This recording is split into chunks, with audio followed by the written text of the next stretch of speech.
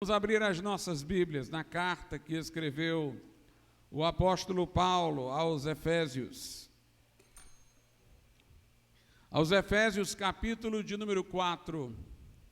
Aos Efésios 4. Vamos ler do verso 22 até o versículo de número 24. Um texto que também foi objeto recente de nossa meditação, mas outros aspectos nessa noite serão considerados.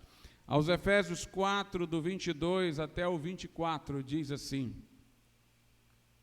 que quanto ao trato passado, vos despojeis do velho homem, que se corrompe pelas concupiscências do engano, e vos renoveis no espírito da vossa mente, e vos revistais do novo homem, que segundo Deus é criado em verdadeira justiça e santidade. Podeis assentar.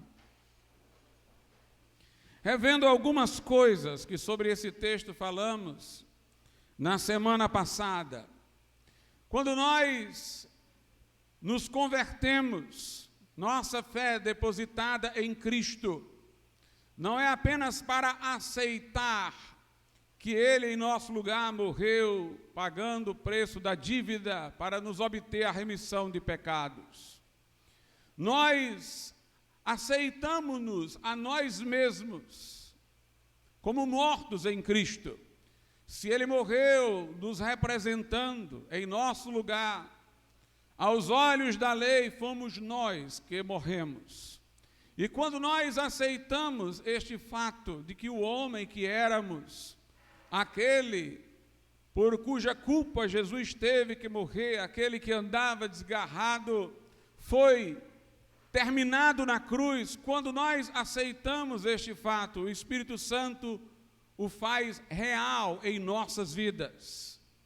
A morte de Jesus Cristo é uma morte que opera, o que é um paradoxo, porque uma morte presume-se como resultando em inexistência e paralisação. Mas há um texto da Bíblia em que Paulo diz: em nós opera a morte, indicando que a morte de Jesus é um fato, mas também é uma experiência na vida do cristão. Daí Paulo ter dito em Gálatas 2:20, eu já estou crucificado com Cristo. Ele aceitou-se crucificado na cruz de Cristo. E agora vivo não mais eu, mas Cristo é que vive em mim. Ele também aceitou-se incluso no Cristo ressurreto, que tornara-se para ele o cabeça e do qual ele, como membro, fazia parte do corpo. Portanto, a fé pela qual somos salvos, ela não apenas assimila algo que foi feito por nós, mas ela recebe algo para ser feito em nós. Aceitamos-nos mortos em Cristo e inclusos na sua ressurreição. Fomos plantados, diz Paulo aos Romanos 6, à semelhança de sua morte, e também plantados nele à semelhança de sua ressurreição. É isso que nós representamos no batismo. A morte do velho homem, o sepultamento do velho homem, raiz do pecado e da culpa, e a ascensão do novo homem, que é Cristo em nós, a esperança da glória. É a vida do Cristo ressurreto em nós. Ao longo da nossa vida, entretanto, alguns hábitos, algumas lembranças ficam do velho homem, e nós temos que exercer o que a Bíblia chama aqui de despojamento. O velho homem é um cadáver. Os despojos eram os pertences de soldados vencidos em batalha. O exército vencedor removia os pertences daqueles que haviam tombado no campo de batalha. Portanto, não poderiam reagir. O momento de despojamento era um momento que não era mais de batalha, apenas de tirar os pertences. E o velho homem já morreu na cruz de Cristo. Nós temos apenas que nos despojar de seus pertences, daquilo que residualmente ainda pode ter ficado impregnado em nós, por lembrança, por hábito. É isso de que trata o apóstolo Paulo aqui no versículo 22, quando ele diz que quanto ao trato passado, vos despojeis do velho homem. O ato de despojar-se é o ato de assumir uma posição. Nós não temos culto de libertação para crente, porque se é crente é liberto, e se não é liberto não é crente. O crente é alguém que o velho homem nele foi derrotado. Despojar é jogar fora aquilo que pertenceu a um cadáver, já não é mais nosso. Paulo está, portanto, chamando-nos a assumir uma posição baseada na fé. A fé aqui não é uma coisa só psicológica, eu aceitar um fato, colocá-lo na minha mente como se fosse verdade, para eu me iludir como se assim fosse. Não. A fé assume que o velho homem morreu e o Espírito Santo, na mesma hora, torna a força desse velho homem morto. Eu me despojo dos seus pertences e eu sinto que estes pertences não podem mais ficar impregnados em mim. Na medida em que minha fé assume uma posição, trata-se aqui de uma fé ativa. A fé pela qual fomos salvos é uma fé passiva, receptora, porque nada temos a oferecer a Deus se não receber o seu dom gratuito, a nova vida que Ele nos oferece em Cristo, o poder de sua cruz para anular o velho homem. Mas depois que nós renascemos, nós agora temos em nós uma nova criatura, somos um novo homem. O velho homem já não é mais o que somos, então nós podemos agora ter uma fé ativa, que toma uma atitude, que assume uma realidade. Lembremos-nos de que quando Jesus curava, por exemplo, paralíticos, requeria deles uma fé ativa. Jesus não consertava a perna atrofiada do paralítico e depois dizia, pronto, agora ande. Ele dizia ao paralítico, levanta-te e anda. Se o paralítico olhasse para a sua perna, ainda veria atrofiada, com a enfermidade. Mas o paralítico não olhava para a perna, olhava para Jesus e para a sua ordem. E se mobilizava na direção de ficar de pé. E coincidia a sua ação com a ação do Espírito Santo. As duas se juntavam num só momento. E os artelhos se firmavam, e os pés se ajustavam, e ele estava andando. Se um paralítico ficasse olhando para si mesmo, vendo sua perna e questionando como é que eu vou andar, se eu ainda estou assim, ele jamais seria curado. Mas também não podemos dizer que ele foi curado só pela afirmação, pelo pensamento positivo, foi uma obra sobrenatural que acompanhava a fé ativa daquele paralítico. Assim também nós temos que ter uma fé ativa. Considerai-vos, diz Paulo aos Romanos 6, mortos ao pecado e vivos para Deus em Cristo Jesus. Sabendo que o velho homem foi crucificado para que o corpo do pecado, ou seja, diz Paulo aos Romanos 6, o corpo que era oferecido ao pecado agora seja desfeito. E não sirvamos mais ao pecado. Quando Paulo diz, eu já estou crucificado com Cristo, vivo não mais eu, mas Cristo vive em mim. Quando ele diz, longe de mim esteja gloriar-me, a não ser na cruz de Cristo, pela qual eu estou crucificado para o mundo e o mundo para mim, nós vemos uma fé que se agarra a uma promessa, que toma posse de uma promessa determinada e assume uma postura. Nós temos que nos despojar do velho homem e assumir o novo homem que já somos. Não é assumir para que sejamos, é assumir quem nós somos. Por isso que Paulo, como disse eu também na semana passada, em suas epístolas sempre procura dizer o que nós somos agora em Cristo. Efésios 1, abençoados com toda sorte de bênçãos espirituais nas regiões celestes, eleitos antes da fundação do mundo, para sermos santos e irrepreensíveis diante dele em amor, predestinados para filhos da adoção, selados com o Espírito Santo. Efésios 2, estávamos mortos em delitos e pecado, éramos por natureza filhos da ira, mas Deus nos deu vida juntamente com Cristo. Depois de dizer quem somos, Paulo diz em Efésios 4, rogo-vos agora que andeis de modo digno da vossa vocação, que ajustem o comportamento de vocês ao que vocês são.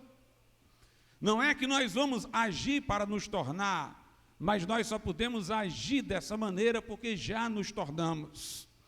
Deus fez uma obra em nós, primeiramente, e nós vamos apenas dar desenvolvimento a esta obra, assumindo-a para nós mesmos. Por isso que Paulo diz aos Filipenses: operai ou desenvolvei a vossa salvação com temor e tremor. Ela já é vossa, portanto não é desenvolver para tê-la, é porque já se tem. Mas torne-a operante, assuma uma postura. Pedro diz o seguinte, lá na sua segunda carta, capítulo 1, versículo 4. Pelas quais ele nos tem dado grandíssimas e preciosas promessas, para que por elas fiqueis participantes da natureza divina, havendo escapado da corrupção que pela concupiscência há no mundo. Paulo fala de algo que já aconteceu, escapamos da corrupção que há no mundo, nascemos de novo. Ele fala da necessidade de nós ampliarmos nossa participação na natureza divina e diz que nós fazemos isso através de promessas. Lutero disse uma vez que a diferença entre promessa e lei é porque lei requer obras e promessa requer fé.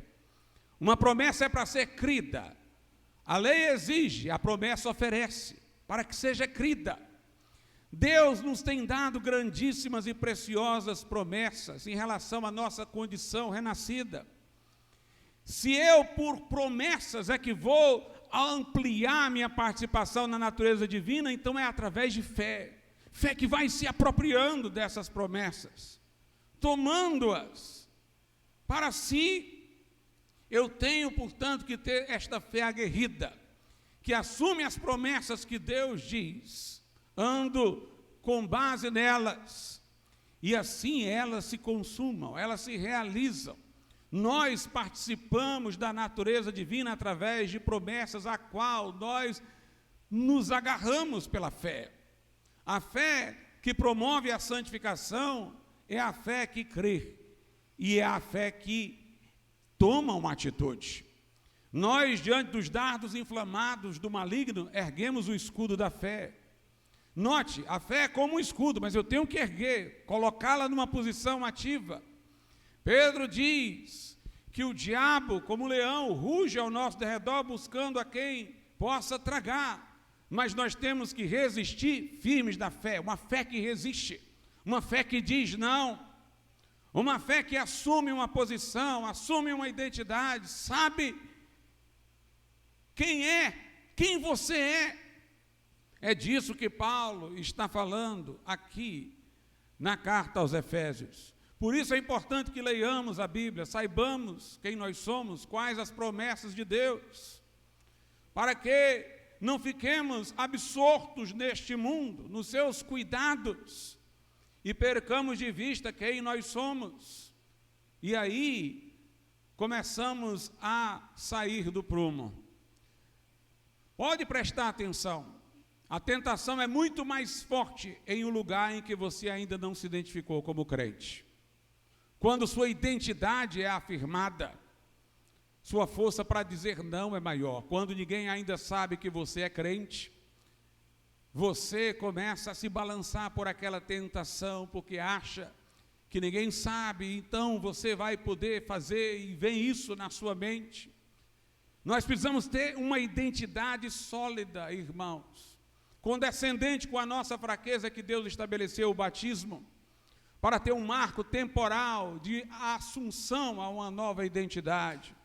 Sabendo da nossa fragilidade é que Deus instituiu a ceia, para de quando em quando nos lembrarmos do que Cristo fez por nós, e no ato de tomar o pão e beber o cálice, lembrar que nós participamos de seu sacrifício. É a condescendência de Deus com a nossa fraqueza.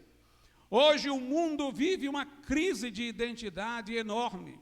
Pessoas não sabem mais nem se são homens ou mulheres.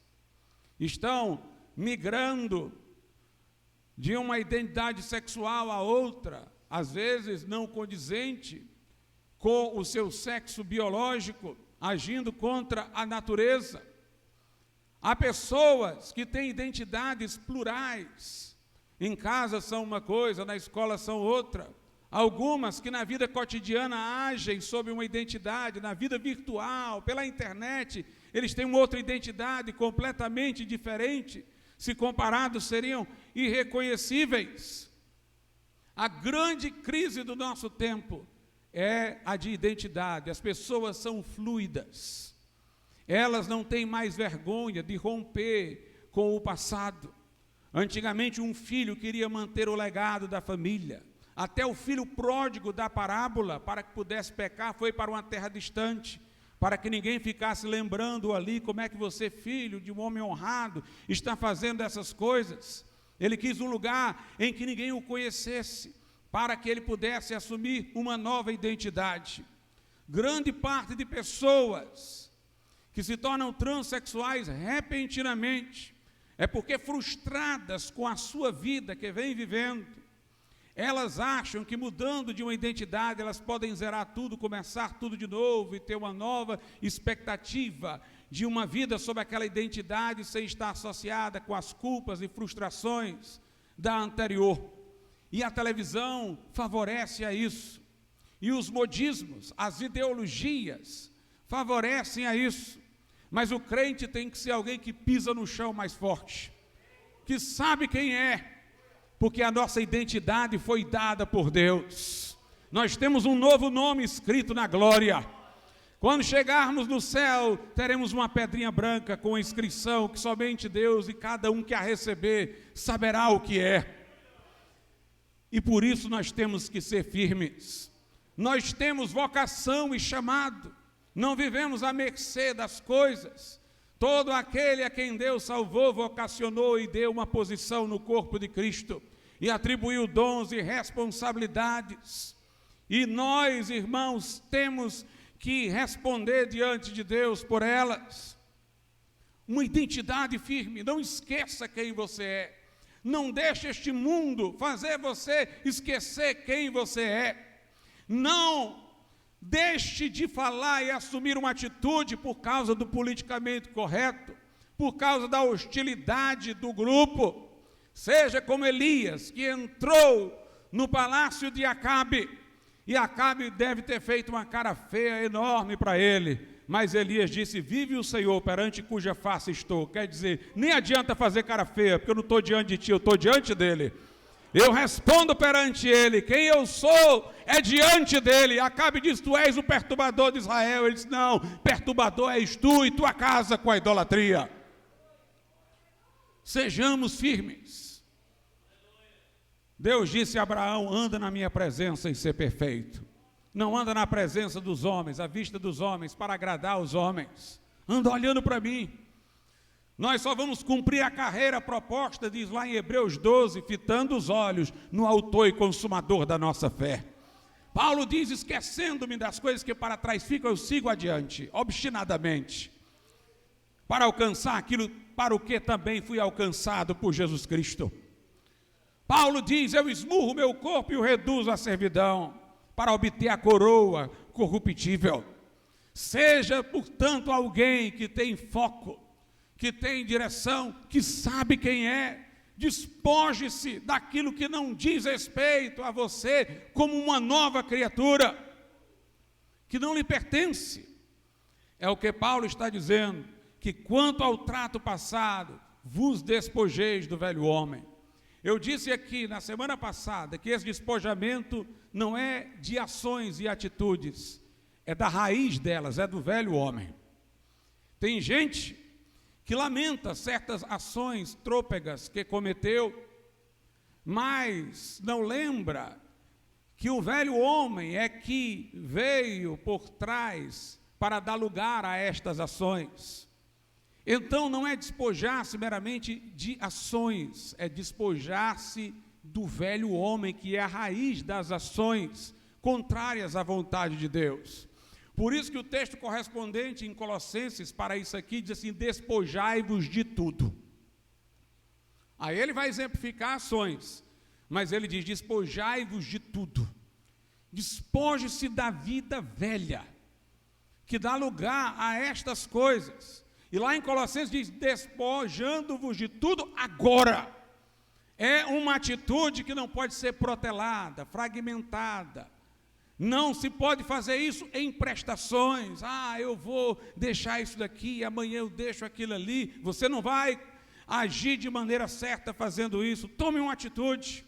Corte o cordão umbilical com o passado. Esqueça do que para trás fica. Siga adiante.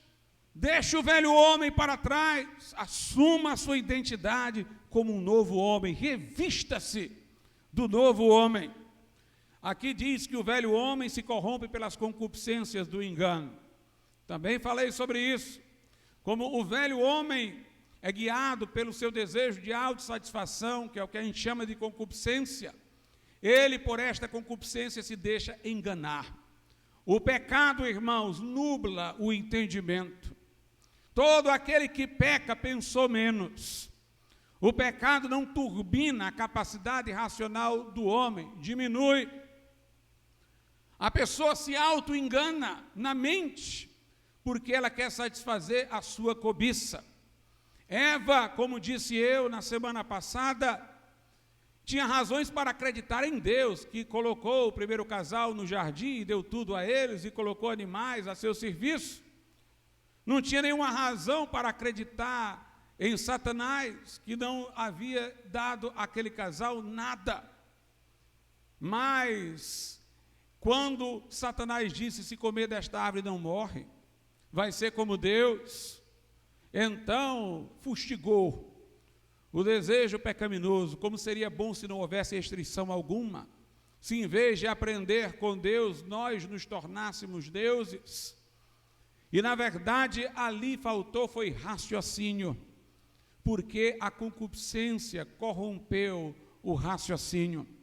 As pessoas, quando pecam, trazem à mente falsos motivos, desculpas furadas, que elas próprias, depois da queda, quando se arrependem, se lamentam: como é que eu pude pensar isso? Como é que eu pude me deixar iludir por este pseudo-argumento? Porque o pecado, como eu disse, não fortalece a mente. A mente, meus irmãos, quando pensa bem, não vai conduzir ao pecado. Mas o pecado, na forma de concupiscência, leva ao engano. O engano é quando alguém quer pensar que uma coisa é A quando ela é B. E o auto-engano é quando a pessoa mesma sugere para si o equívoco. Mas o novo homem é verdadeiro. O verso 24 diz: e vos revistais do novo homem, que segundo Deus é criado em verdadeira justiça e santidade. Uma tradução antiga dizia: em verdade, justiça e santidade. O novo homem que é a verdade e não o engano, que é a santidade e não a concupiscência. Ande no Espírito, ande em novidade de vida, e dispa-se e despoje-se do velho homem. Mas entre o versículo 22 e o 24, nós temos o 23, que é o assunto da minha mensagem de hoje. Ele diz: e vos renoveis no espírito da vossa mente.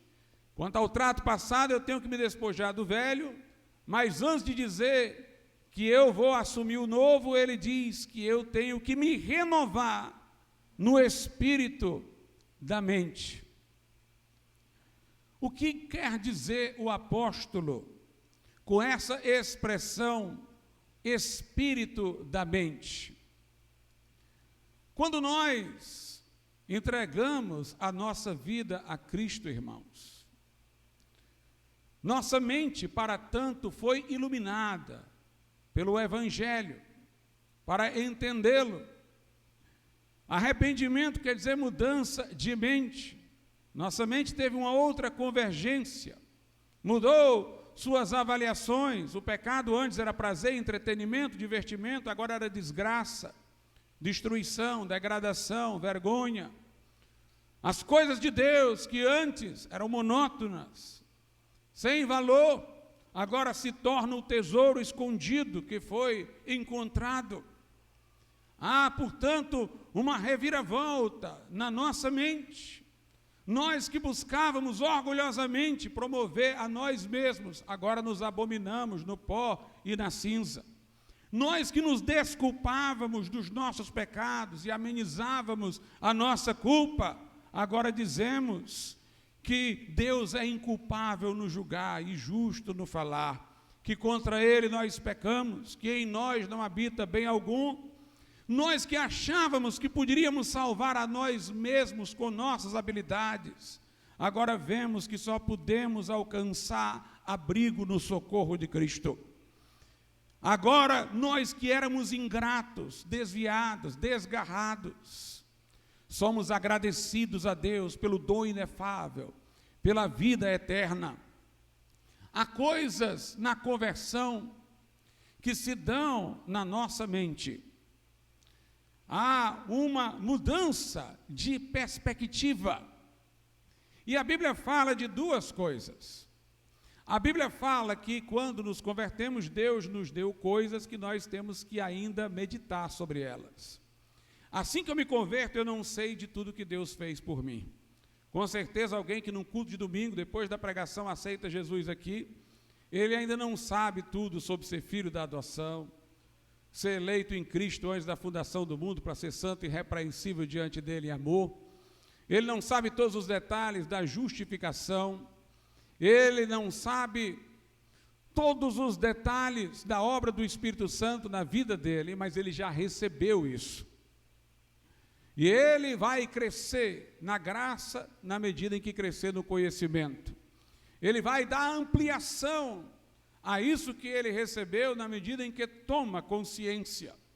E a Bíblia diz que o Espírito Santo é dado ao crente para ele saber o que recebeu. Ele já recebeu, mas ele precisa saber o que tem. Paulo diz assim na carta aos Coríntios, primeira carta aos Coríntios, capítulo de número 2, verso de número 12. Mas nós não recebemos o Espírito do mundo, mas o Espírito que provém de Deus, para que pudéssemos conhecer o que nos é dado gratuitamente por Deus.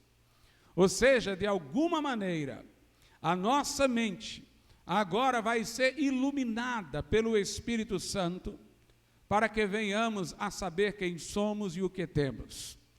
É preciso que leiamos a Escritura, mas é o Espírito Santo em nós que abrirá nosso entendimento, para a partir dela compreendermos o que foi recebido. Se o crente soubesse quem ele era, ele não estaria mendigando em igrejas que fazem culto de libertação. Ele saberia o que ele é, que ele é um vitorioso. Somos mais do que vencedores, por meio daquele que nos amou. Temos a paz que excede todo o entendimento. Ele não estaria interessado apenas em prosperidade material, porque ele saberia que tem um tesouro maior no céu. Ele saberia que está abençoado com toda sorte de bênçãos espirituais nas regiões celestes. Que ainda que o homem exterior se corrompa, o interior se renova dia após dia. Que a nossa tribulação presente produz um eterno peso de glória. Que ser perseguido é motivo para louvar e agradecer, porque grande é o nosso galardão no céu. Que quando somos perseguidos e vituperados, nessa hora repousa sobre nós o Espírito da glória, o Espírito de Cristo. Que quando estamos fracos é aí que somos fortes, que ainda andando no vale da sombra da morte, não devemos temer, porque o Senhor está conosco. Ele vai saber que sua salvação não é descartável, porque Jesus disse: as minhas ovelhas ouvem a minha voz e me seguem. dou-lhes a vida eterna, nunca jamais hão de perecer, e ninguém as arrebatará da minha mão. Ele vai entender que o pecado não tem reivindicação mais sobre ele, porque a Bíblia diz: o pecado não terá domínio sobre vós, porque não estáis debaixo da lei, mas debaixo da graça. Porque Jesus disse: se o Filho de Deus vos libertar, verdadeiramente sereis livres.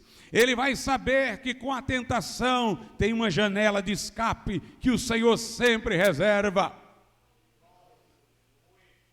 Ele vai saber, mas ele tem que ler, e o Espírito Santo é que vai conduzi-lo a esse entendimento, para que ele possa em Cristo assumir-se como uma pessoa vitoriosa. Nossa mente, através da habitação do Espírito Santo, é que pode compreender plenamente estas coisas.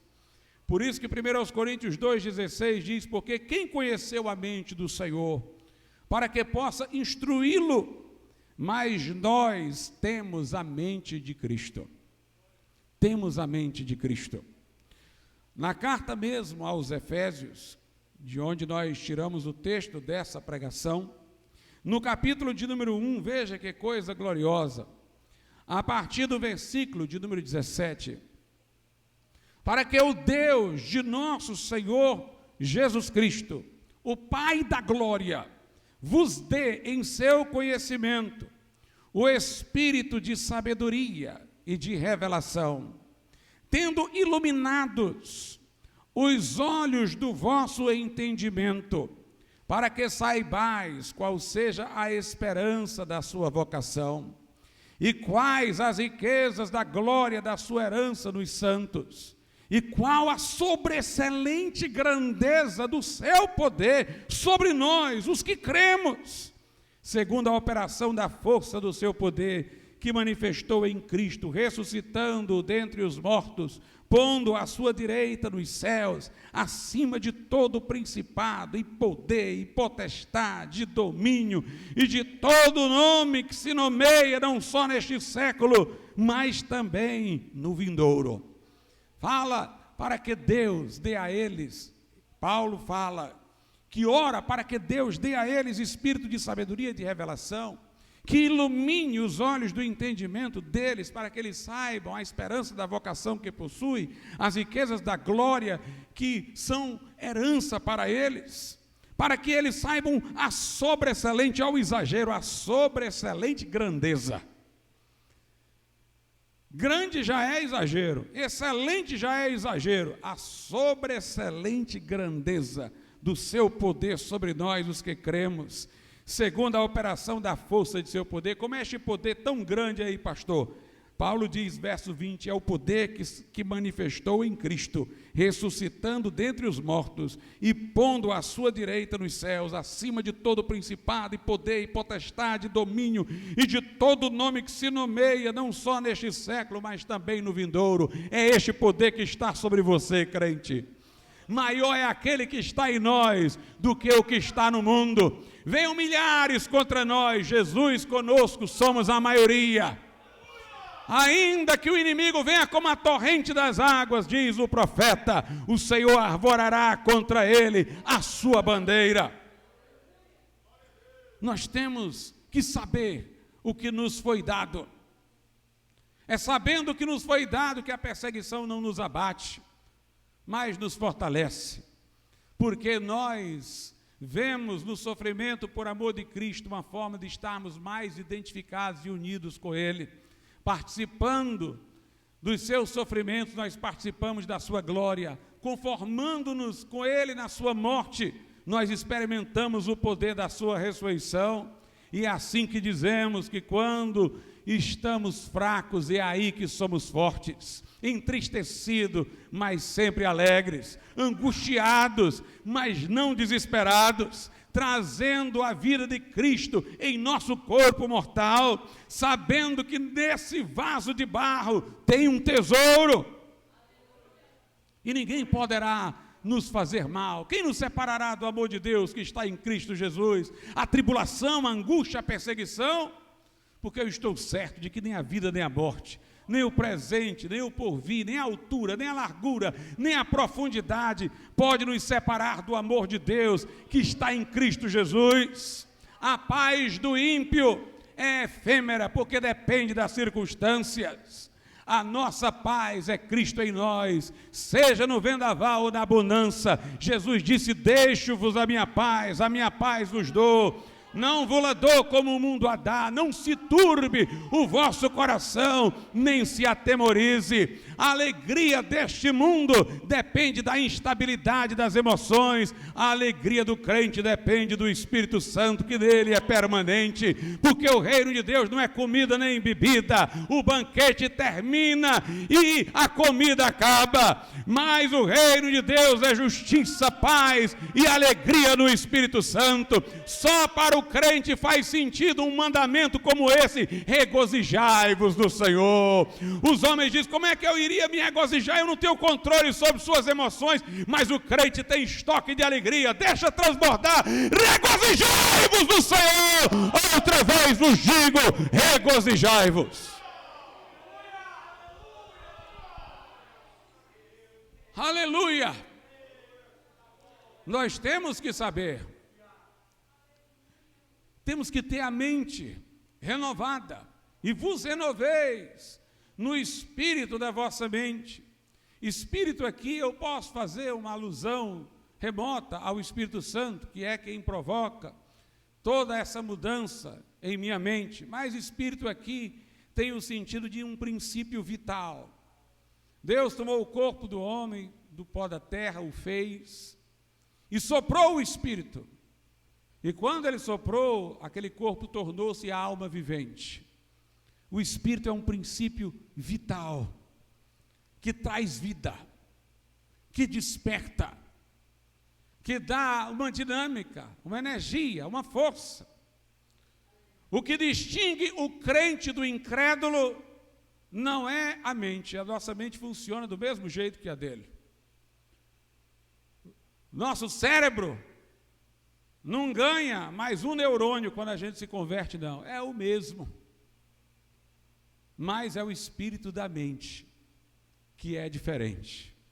É o espírito que anima a nossa mente, nossa maneira de pensar, nosso entendimento, que é diferente, que vai em outra direção. O que distingue-nos é o que controla a nossa mente, é o que dinamiza a nossa mente, é o que direciona a nossa mente, é o princípio vital que influencia a nossa mente.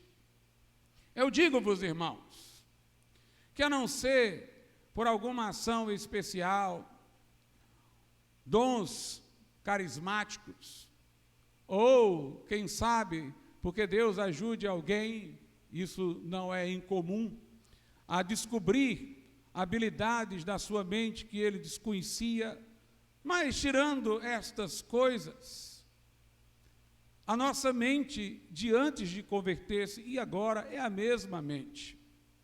Se alguém era um grande cientista ateu, converteu-se, vai ser um grande cientista cristão, ele vai continuar fazendo as suas experiências científicas do mesmo jeito, mas ele vai emoldurá-las numa nova visão de mundo. O ateu pega os mesmos dados que um crente e, por um espírito maligno que anima a sua mente, ele conclui que não há um Deus. E o crente, com aqueles mesmos dados, vê Deus em todos os pontos. Ou seja, nas coisas cotidianas, nos afazeres, não nos distinguiremos do incrédulo, em termos de mente. Mas o que mudará é que, primeiro, nossa mente não vai ser instrumentalizada para o pecado, mas para glorificar a Deus. E segundo, nós vamos trazer um pano de fundo que dá sentido ao que fazemos, ao que vemos que é diferente. O incrédulo trabalha para ganhar dinheiro, o crente trabalha para glorificar a Deus. O incrédulo atribui a si o que conseguiu com o seu trabalho, E o crente agradece a Deus, porque abençoou o labor de suas mãos. O incrédulo estuda para ufanar-se e ser orgulhoso da sua cultura. O crente estuda e aprende para pôr o seu conhecimento a serviço do reino de Deus. É o espírito, é o ânimo que é diferente. Paulo diz que vos renoveis no espírito da vossa mente. Vos renoveis no espírito da vossa mente. A Bíblia, irmãos, não quer anular a nossa racionalidade com a qual fomos criados, desprezar a nossa mente. Você não glorifica a Deus tendo a oportunidade de conhecer, melhorar seus conhecimentos e não fazê-lo. Não o glorifica deste modo. Se você tem a oportunidade, cresça, descubra, conheça, mas ponha tudo a serviço da glória de Deus. Deus quer que o amemos de todo o coração, alma, força, entendimento, note, de todo o entendimento também, que tudo que há em nós bendiga o seu santo nome. Louvado seja Deus pelos poetas cristãos que nos deixaram hinos tão maravilhosos. Louvado seja Deus pelos professores iluminados de teologia que nos explicaram tantas coisas, pelos grandes apologetas que enfrentaram este mundo com seus absurdos, mostrando que tudo testemunha do Criador, da existência do Deus bíblico.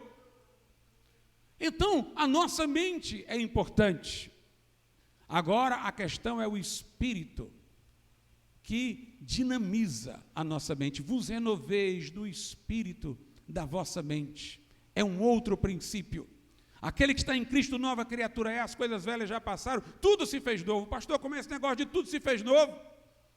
Eu ainda continuo matriculado no colégio, indo para as aulas. Eu ainda continuo indo para o trabalho e batendo ponto. Bem, a ação é a mesma, o motivo não é, a finalidade não é. A forma como você enxerga a vida não é mais a mesma, é diferente. O espírito do entendimento. Vos renoveis no espírito da vossa mente. Nós temos, irmãos, que pôr a mente para funcionar, para descobrir estas grandezas divinas que a nós dizem respeito, para saber quem somos, para saber como glorificá-lo, como viver uma vida para o Senhor, para o serviço de Deus. Há pessoas que enaltecem grandes cientistas, figuras públicas, intelectuais, pelo intelecto em si, de que eles foram dotados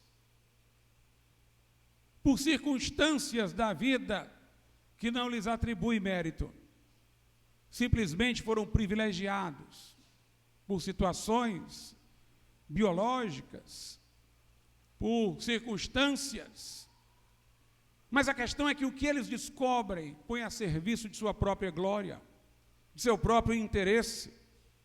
Eu me alegro quando vejo alguém que põe os seus conhecimentos, suas habilidades, por mais simples que elas sejam, entregues para a glória do nosso Deus. O que muda é a direção. Paulo diz o seguinte, lá em Romanos, capítulo de número 6. Aos Romanos, capítulo 6, verso 19. Ele diz, falo como homem pela fraqueza da vossa carne. Quer dizer, eu quero falar de uma forma mais simplificada, para que vocês possam entender. Pois que assim como apresentastes os vossos membros, que devemos entender não somente os membros do corpo, mas as faculdades mentais, as habilidades, os talentos, pois que assim como apresentastes os vossos membros para servirem à imundícia e à maldade, para a maldade, assim apresentai agora os vossos membros para servirem à justiça, para a santificação. Ofereça os seus talentos, suas habilidades, agora para Deus. O que muda é a direção, irmãos. Mas se Paulo diz assim para crentes, despojem-se do velho homem, se renovem no espírito da mente, é porque pode ter crente que esteja falhando nisso. A mente dele pode não estar se renovando no espírito, que deve influenciá-la. Renovar indica uma coisa contínua, sempre manter novo. Hoje em dia, irmãos, há uma disputa pela nossa mente, pela mente dos nossos filhos. A ideologia de gênero surgiu em meios acadêmicos superiores, mas depois quiseram colocar no ensino médio, e agora já aparece no ensino fundamental. Eles querem a mente de seus filhos. Eles querem colocá-los de uma maneira tal que quando você for pregar o evangelho a um jovem, o evangelho pareça uma linguagem esotérica, porque o que ele compreende por família não é o que a Bíblia diz que é família, o que ele compreende por gênero ou sexo não é o que a Bíblia chama de gênero ou sexo.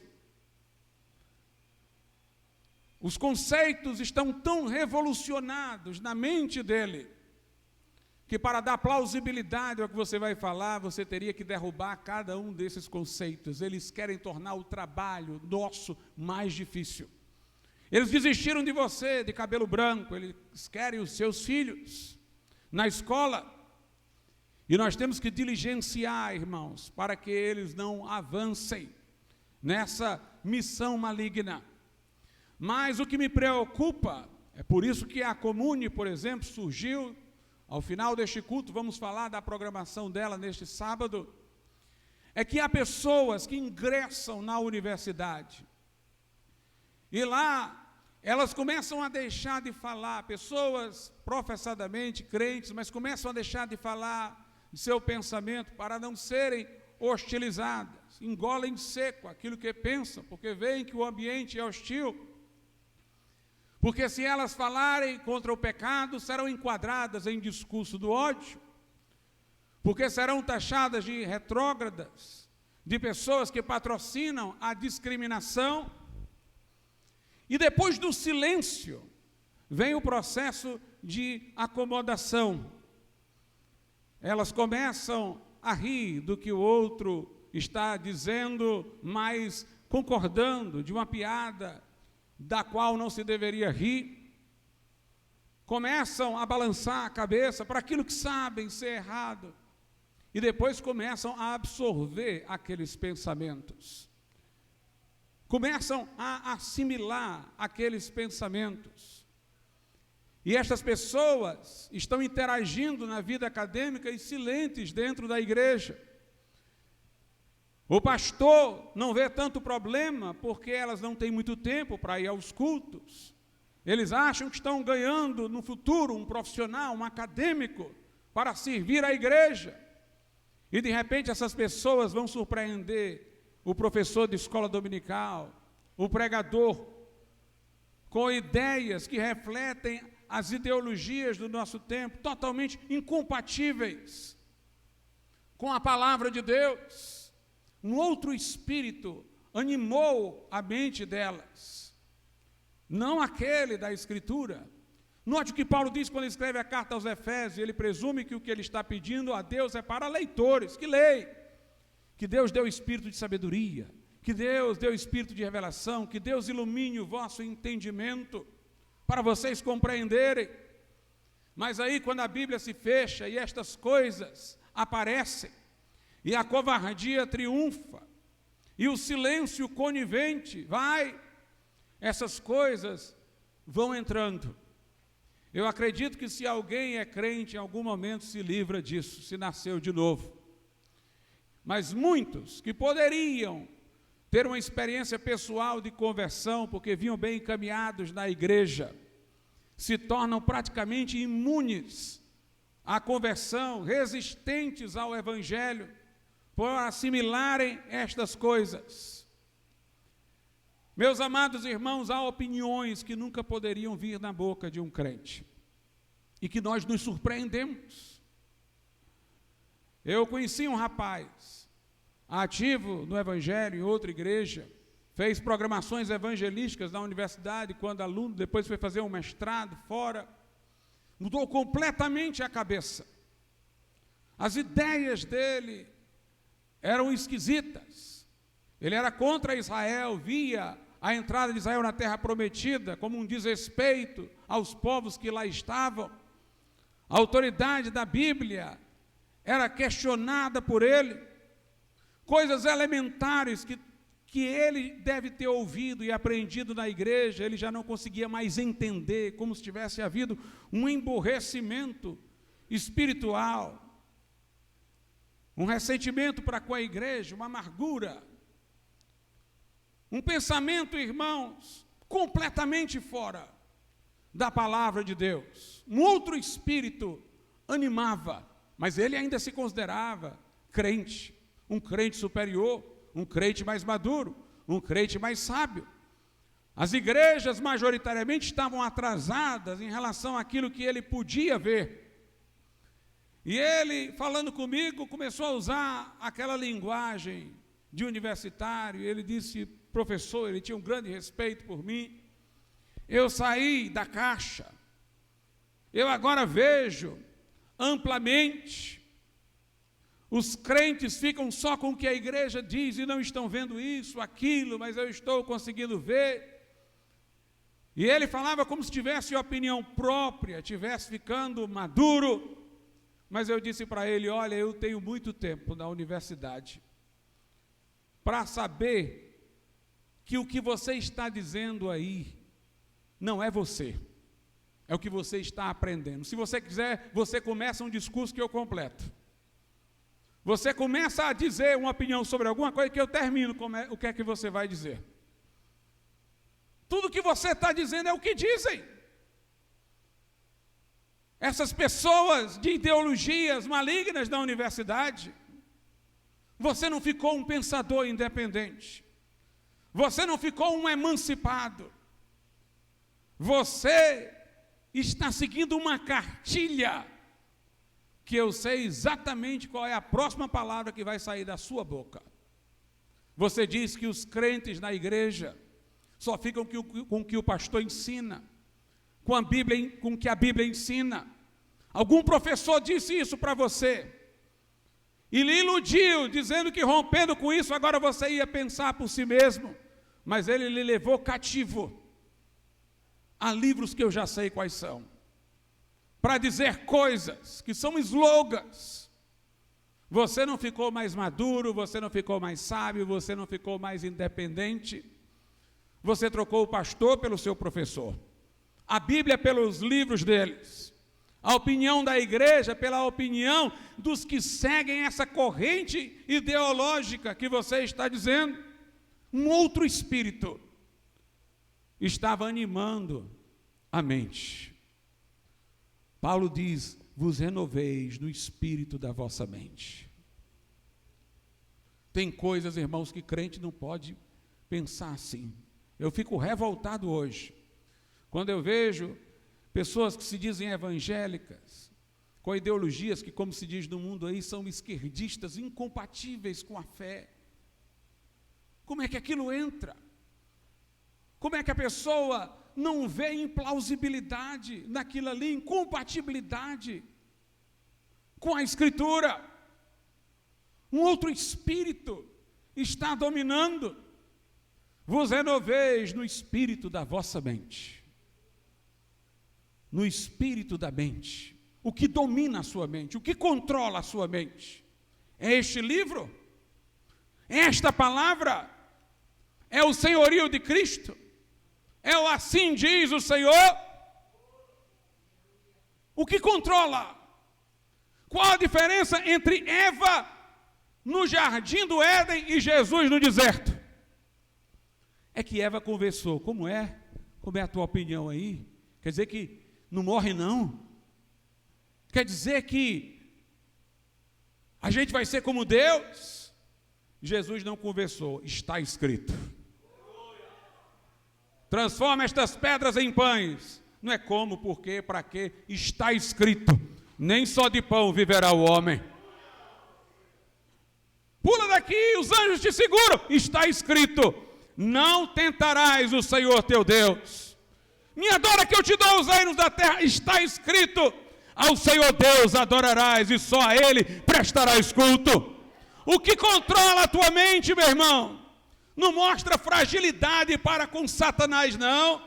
Como é? Quais são os seus argumentos? Não, esteja blindado com a palavra, com o capacete da salvação, com a espada do Espírito, que é a palavra de Deus. Seja firme, que esta palavra anime o espírito da mente, porque aqui não é letra, não é livro como o deles. O deles é letra, o deles é livro. Mas esta é a palavra viva e eficaz, que é mais penetrante que espada aguda de 2 gumes, que vai até a divisão da alma e do espírito, das juntas e medulas. Os livros deles fazem orgulhosos sabichões segundo o mundo, mas não fazem o que esse livro faz. Esse livro faz a prostituta tornar-se uma mulher pura. Este livro quebra a cadeia das drogas. Este livro liberta o alcoólatra. Este livro faz o homem deixar os vícios, deixar a pornografia e ser uma nova criatura. Este é o martelo que esmiuça a penha, este é o fogo que consome a lenha, esta é a palavra que não volta vazia, está escrito, assim diz o Senhor. Vos renoveis no espírito do vosso entendimento. Em Romanos, no capítulo de número 12, Paulo diz, a partir do verso 1, rogo-vos, pois, irmãos, pela compaixão de Deus, que apresenteis os vossos corpos em sacrifício vivo, santo e agradável a Deus, que é o vosso culto racional. Os tradicionais gostam desse versículo para se apegar à última parte, culto racional, emoção não tem vez. Mas quem diz isso não lê o texto todo. O texto tem um componente emocional de comoção e um componente racional. Quando ele diz, rogo-vos pelas compaixões de Deus, rogar não é uma tentativa de convencer a cabeça, mas de chamar o coração. O professor convence a mãe que roga. Rogo-vos pelas compaixões de Deus, diante de tudo que eu falei já, do que Deus fez por vocês, considerando o amor que Deus tem por vocês, se comovam. Paulo está falando para que eles tenham um espírito comovido e grato. Eu era cego e agora vejo. Eu estava nas trevas, Ele me transportou para o reino da luz. Se comova com isso.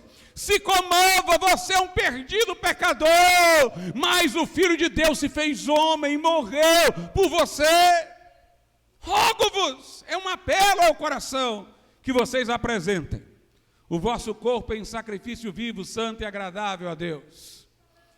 Apresentar o corpo aqui é a existência atual, porque quando nós morrermos, se Jesus não tiver voltado, nosso espírito vai, o nosso corpo vai virar pó. Apresentar o corpo em sacrifício vivo não é o corpo morto, é apresentar essa existência. Apresentem essa vida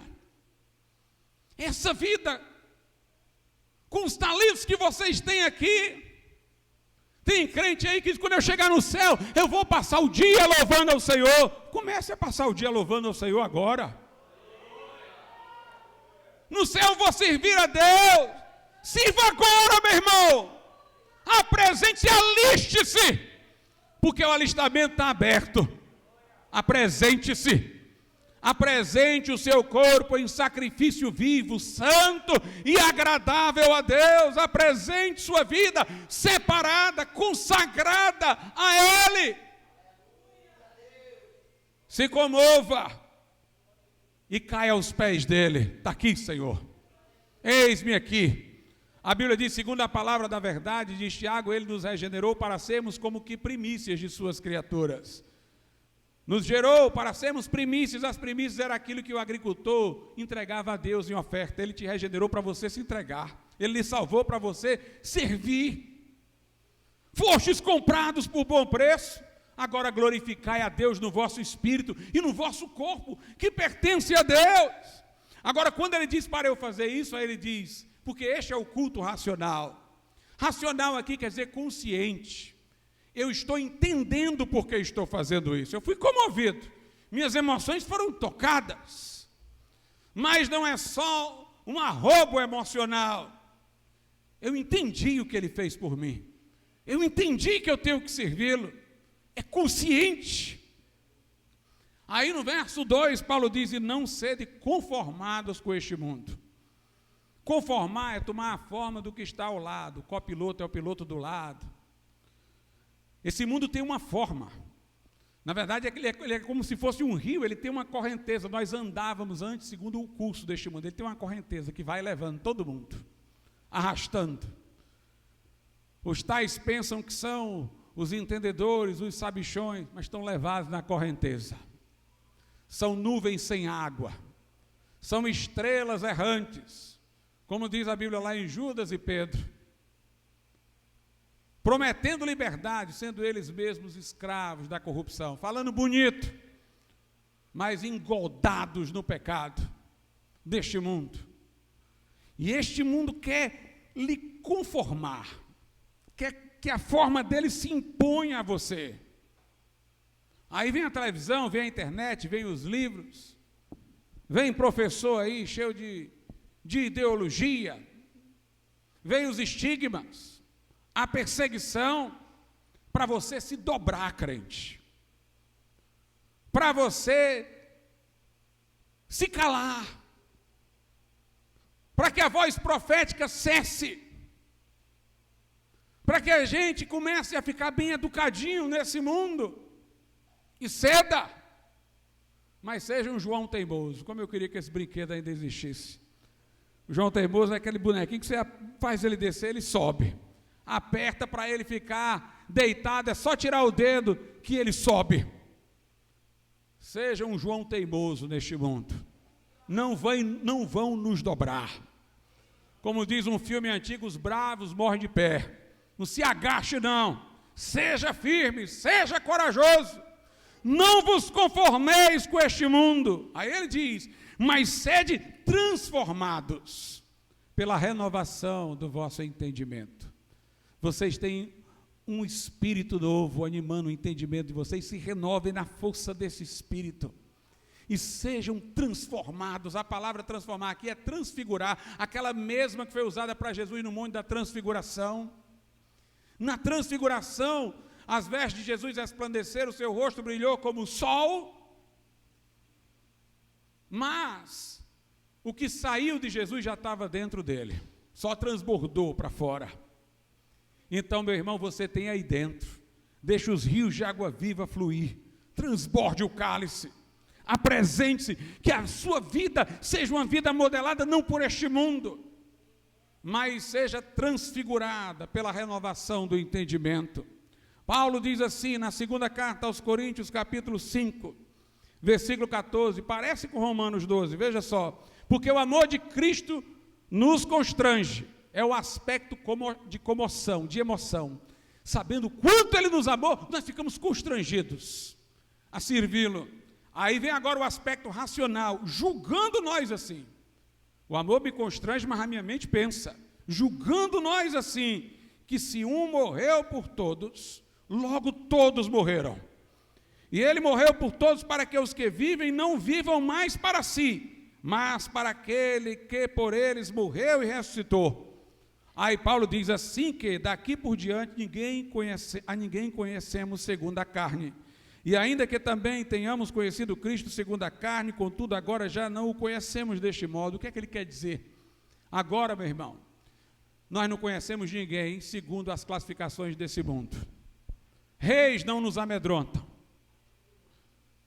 Agora nós não fazemos as divisões, o culto, o inculto, o rico, o pobre, o poderoso. Nós vemos espíritos que precisam ser resgatados. A ninguém conhecemos mais segundo a carne. Temos uma outra visão das pessoas. E por isso também nós estamos dispostos, como Paulo fez, a se ter alguma coisa de se gloriar na carne, deixar para trás e considerar como nada e escória para ganhar a Cristo. E o verso 17 diz: assim que se alguém está em Cristo, nova criatura é, as coisas velhas já passaram, e eis que tudo se fez novo. Vamos ficar de pé.